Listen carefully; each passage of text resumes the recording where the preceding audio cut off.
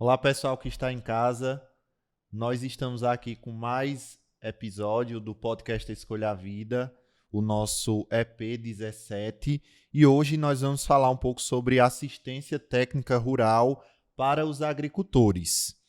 Hoje em nossos estúdios estamos recebendo João Paulo, que é técnico em agropecuária aqui do SEDAP, já participou de outros podcasts, inclusive com a gente trazendo outros temas, e trazendo pela primeira vez aqui Damião Silva, que também é técnico em agropecuária e hoje está compondo a Secretaria de Agricultura do município de Pesqueira. Seja bem-vindo, viu, Damião? Tá certo. Fica à Muito vontade. obrigado. Não fica acanhado, não, Tranquilo. que aqui a gente conversa, né, João Paulo? Isso mesmo. Inclusive, no podcast 15, nós estivemos com o Gleibson, secretário de Agricultura, aqui de Pesqueira, mas não foi possível a gente dar uma pincelada nos assuntos, né, que dizem respeito à agricultura familiar. E aí ele frisou mais pontualmente só sobre o PAA, o PNAE, mas tem outras questões que é necessário que os agricultores familiares fiquem atentos em relação a programas que estão aí sendo desenvolvidos em prol desses produtores e agricultores. Então, sintam-se em casa, viu? Obrigado, Felipe. Mas para a gente começar, eu queria que vocês me dissessem primeiro, já que os dois são técnicos em agropecuária, o que é a assistência técnica rural? O trabalho que a gente vem desenvolvendo, né, enquanto técnico agrícola, está orientando os agricultores e os produtores na zona rural, né? Tem muitos agricultores e produtores que muitas das vezes faltam informações, né? Então, quando a gente chega com essas informações e orientações para eles, então a coisa vai fluindo, né? Uhum. Então, isso faz parte do passo a passo do fazer assistência técnica rural. Faz parte, sim, né? Concordando com o Damião, a gente faz uma troca de experiência, né? uma transformação junto aos agricultores, com aquele conhecimento técnico, né? Uhum. A gente une com o conhecimento prático deles e em várias situações, várias etapas, né? Desde de manejo com solo, com animais, com plantas, questão de saúde animal, questão de a conscientização de uso de agrotóxicos, né? Sobre as produções orgânicas, produções em grande escala, produções industriais, a gente também faz alguns comparativos. E a assistência prática mesmo, né, de atividades práticas, inclusive com animais. Uhum. Né? Agora, são coisas que, por exemplo, no dia a dia o agricultor ele já faz. Já faz. Ele já faz, mas aí vocês chegam com a perspectiva, às vezes, que ele não tem conhecimento, está fazendo daquela forma porque não foi dado conhecimento. E às vezes essa realidade muda com essa assistência? Muda porque aí, muitas das vezes, para a gente orientar eles em questão de aserir o crédito, né, precisa fazer um projeto. Então, de que forma? Porque o projeto em si não é só o recurso, o dinheiro, né? O agricultor ele tem que realmente estar precisando desse recurso. Não adianta eu ir buscar dinheiro para eu sujar meu nome, né? Então, Ele tem que se adequar, digamos assim, se adequar e também estar realmente precisando daquele recurso, né?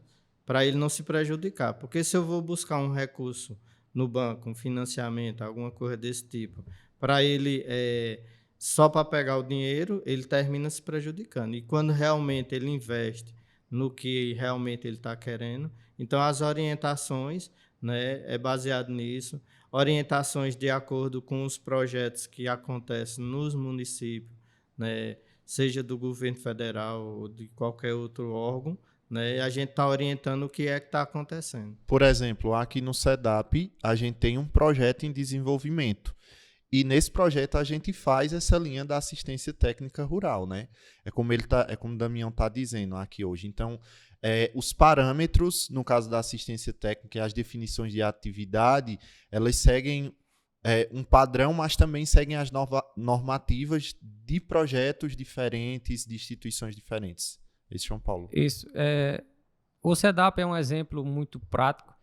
sobre a questão da capnocultura leiteira, né? Uhum. Então, antigamente muito próximo, né? Não tão antigo. Até hoje também algumas pessoas condenam o leite de cabra, dizendo que tem cheiro tem cheiro do xixi do bode, tem cheiro de curral, e diz que tem nojo do leite, né, do queijo.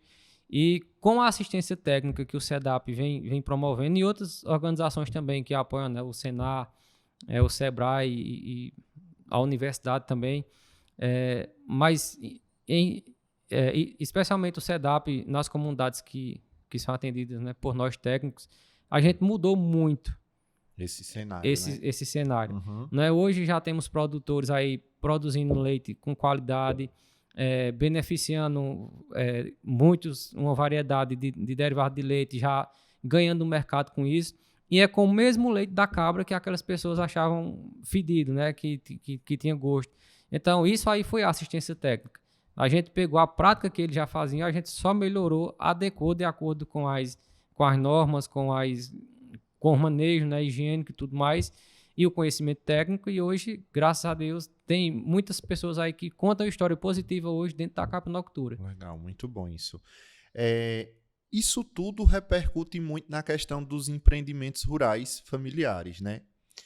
Que requer um nível de organização, digamos, de passagem, né? A gente sabe que hoje, para acessar aos programas, projetos, etc., necessita de um certo nível de organização, desde o empreendimento em si, como a questão dos agricultores, documentação e etc. e tal. Hoje, Damião, quais são os principais obstáculos, digamos assim, ou dificuldades a nível de município pesqueira mesmo, que se encontra para que os agricultores acessem a esses programas?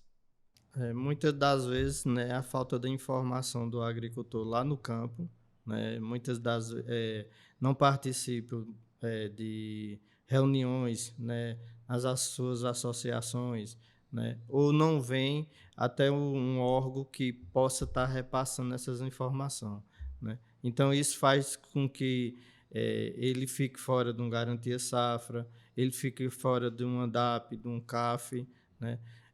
Hoje, para acessar, né, projetos, ele tem que ter a DAP, né, ou o CAF, que agora é o CAF, tem que ter o CAR, né, em muitas localidades, e muitas vezes o agricultor ele não está ciente do que é isso, né? E quando ele chega, a gente informa, né, passa essas informações para que ele faça esse acesso. Outras vezes os agricultores ou produtores começam criando sem nem fazer o cadastro na Adagro, que é obrigatório, né? Primeiro cadastrar antes de começar criando.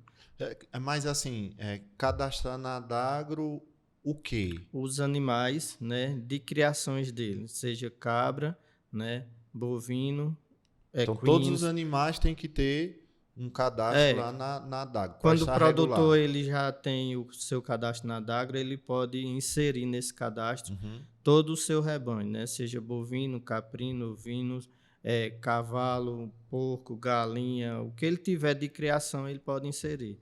Isso ajuda, né? Uma vez trabalhando na área indígena, e aí a gente conseguiu fazer com que os produtores da área indígena conseguissem comprar um milho na Conab.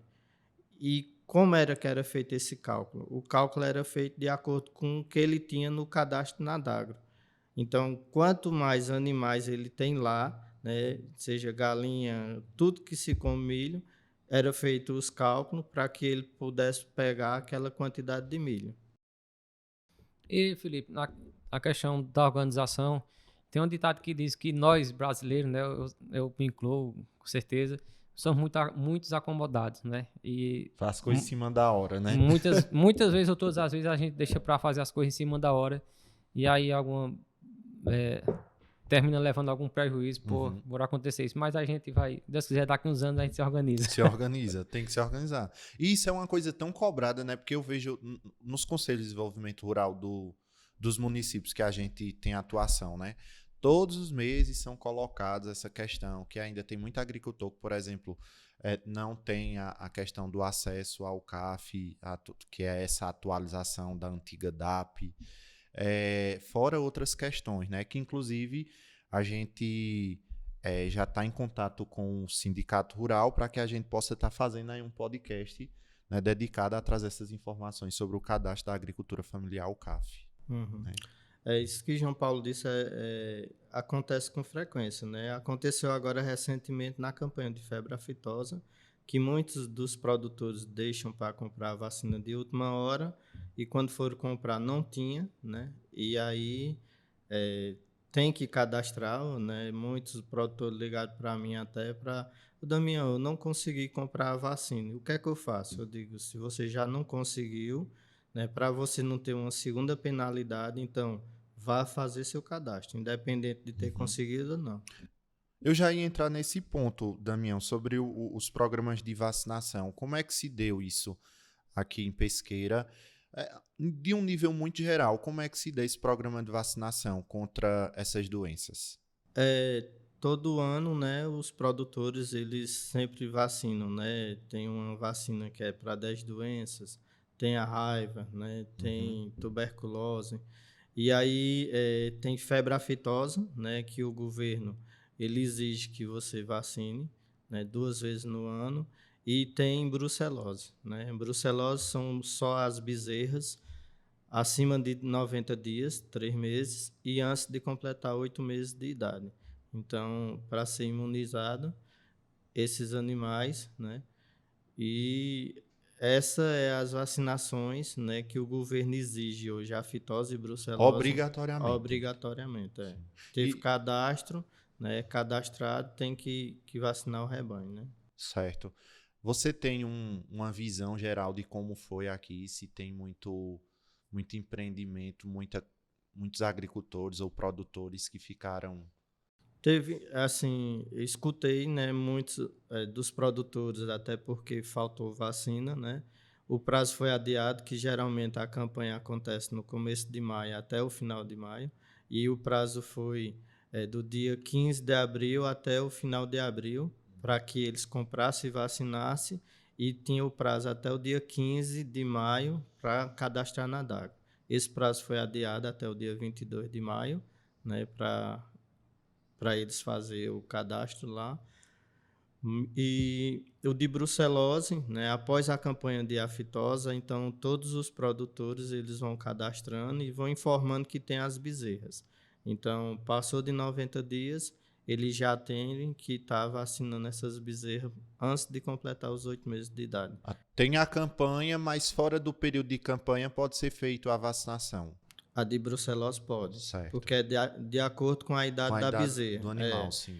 A de febre aftosa, né, por 2 anos, a Secretaria da Agricultura comprou vacina e fez a doação para os produtores de graça. Isso só aqui em Pesqueira, aqui no município de Pesqueira, foi. Ô, João, como é que vocês, enquanto técnicos do SEDAP, também olham para essas comunidades que acompanham? Por exemplo, a gente sabe que o trabalho hoje do SEDAP não tem incidência com bovinos, por exemplo, né? Muito pouco. Mas tem produtores que a gente acompanha que criam um ou outro animal. Vocês conseguem dar essas orientações aos agricultores que a gente acompanha que criam esses animais?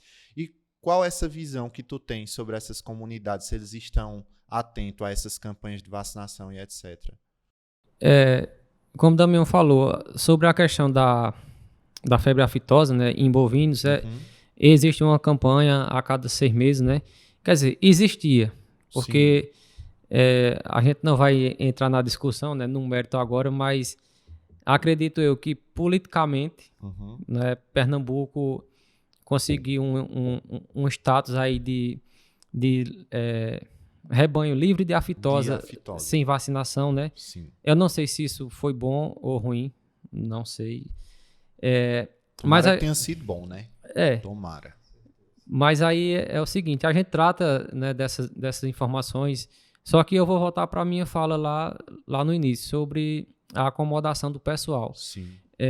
A gente trabalha mais com pequenos animais, né? Porco, com cabras, né, galinha, e a gente orienta justamente na parte de caprinos sobre a vacinação das clostridioses, né, que o povo popularmente conhece a vacina contra as 10 doenças. E aí, quando o pessoal começa a criar, talvez no início eles fazem essa vacinação, né? Quando recebe o animal, que geralmente a gente faz doação de animais por projeto, né? E o projeto exige.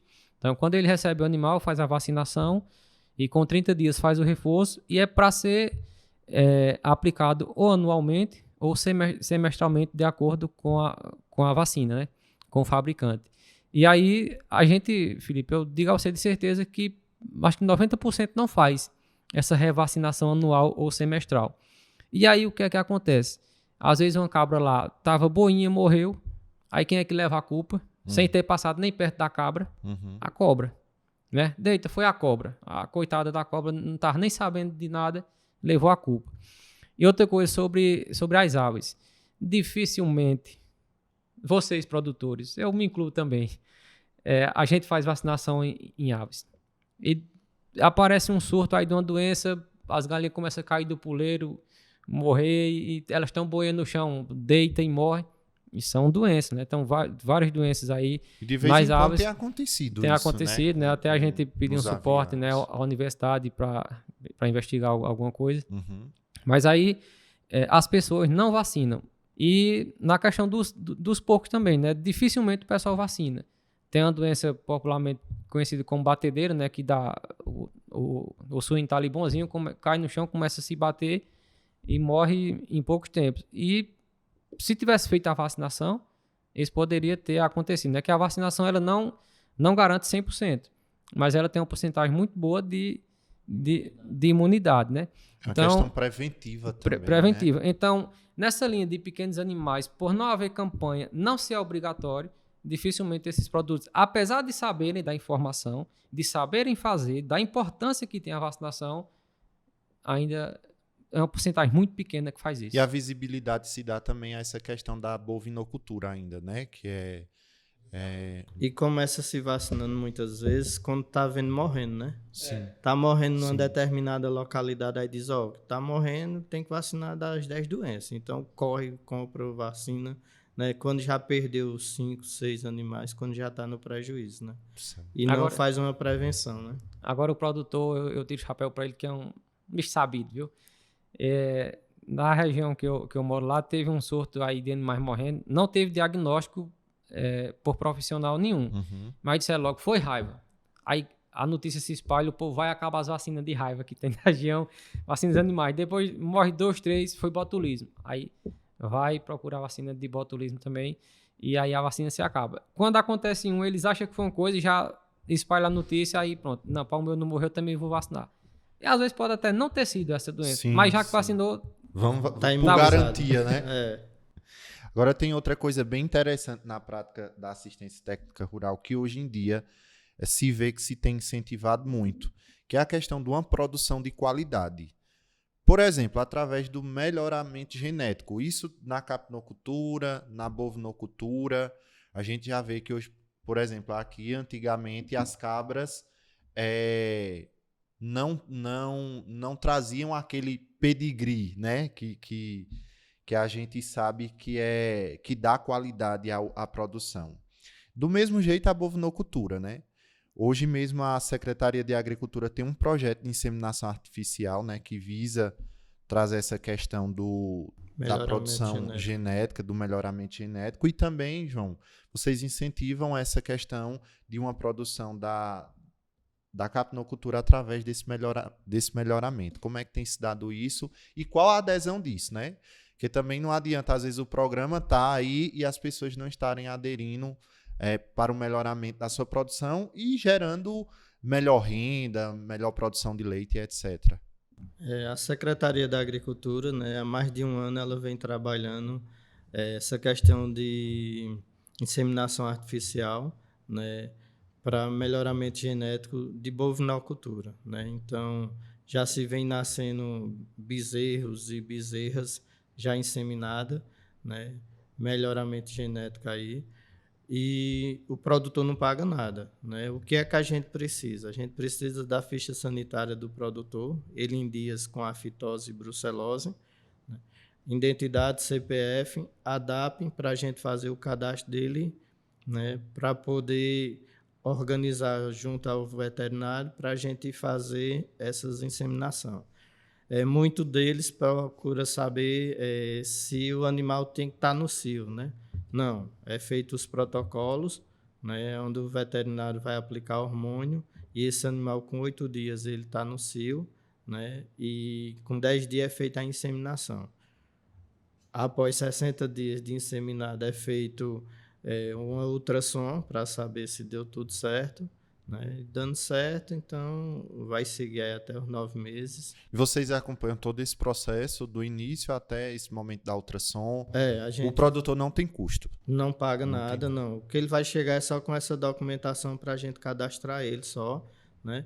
E aí a gente pede que, assim, sejam os produtores que realmente estejam cadastrados na Dagra, até porque precisa da ficha sanitária, e ele só vai conseguir a ficha sanitária se ele tiver cadastro na Dagra, né? E agora a gente foi batido um martelo também, né, a Prefeitura de Pesqueira, né, junto com a Secretaria da Agricultura, para a gente começar fazendo essa inseminação de cabras e ovelhas.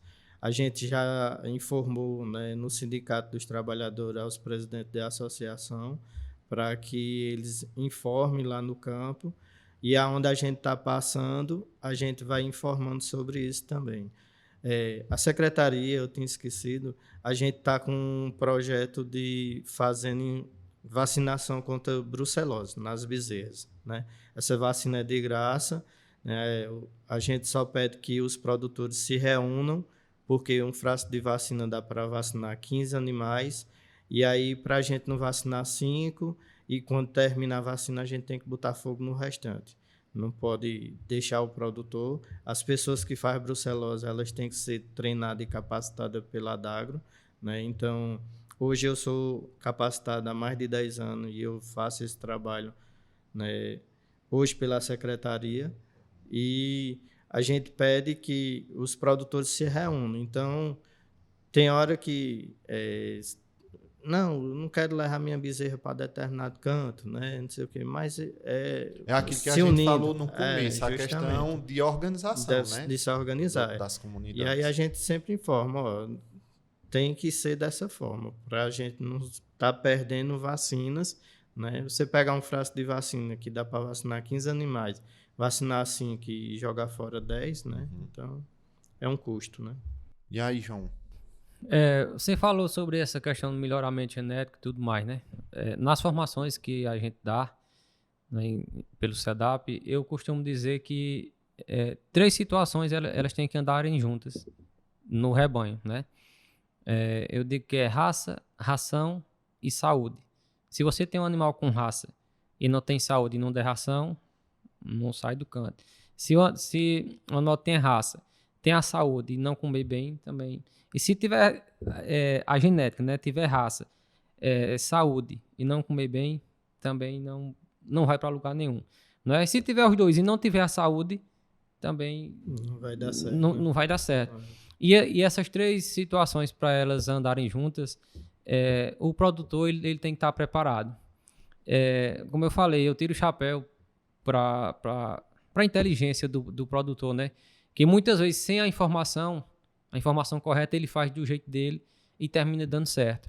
Mas, por muitos serem acomodados, a gente, um exemplo, passa em muitos currais por aí, principalmente nessa época de chuva. Muitos produtores não têm a instalação correta. Aí tá os bezerrinhos recém-nascidos levando chuva dentro da lama, quando é na época do verão, né, levando o sol ali, eles ficam cansados, cria aquelas sarnas nos animais mais de pele branca, né? Então, para isso também dar certo, eles têm que ter a instalação.